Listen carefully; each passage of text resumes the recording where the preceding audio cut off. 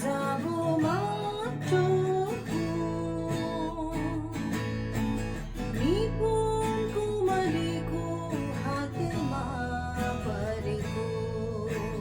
सुन चाँदी जस्तै चमकमा के पाइन्न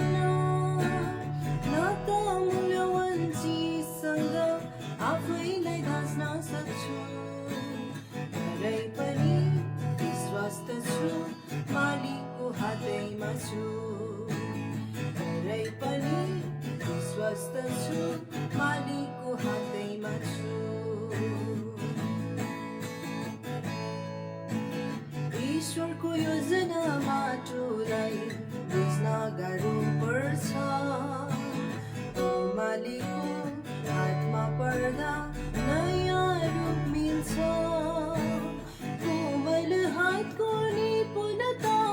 तब थाहा हुन्छ जब आफ्नो अभिमानलाई समर्पण गर्छ कोमल हातको निपुणता तब थाहा हुन्छ जब आफ्नो अभिमानलाई समर्पण गर्छ ईश्वरको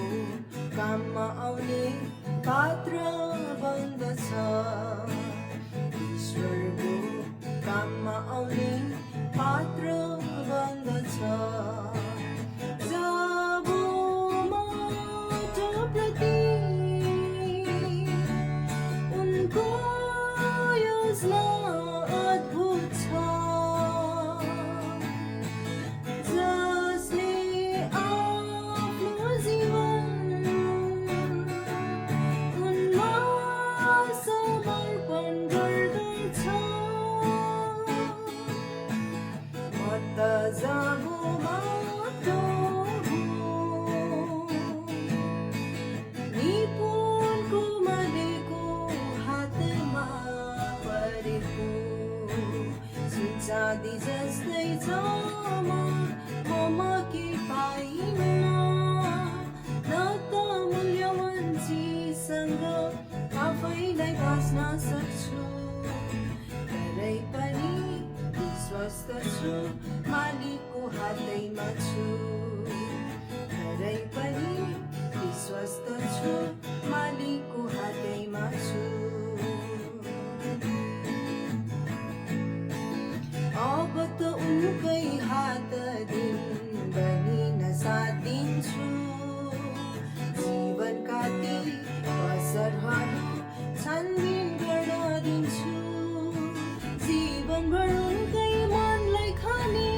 सेवा टक्राउँछु आदरको त्यो पात्रभित्र ख्रिस्टलाई अटाउँछु जीवनभर उनकै मनलाई खाने सेवा टक्राउँछु आदरको त्यो पात्रभित्र ख्रिस्टलाई अटाउँछु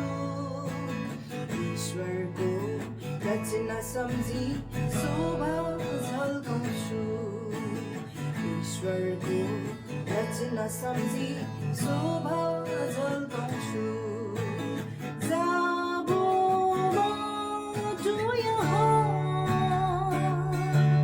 महिमाको पात्र बन्ने भो अवसर मिल्छ जहाँ मालिकको काममा आउने भो म त जाबो माटो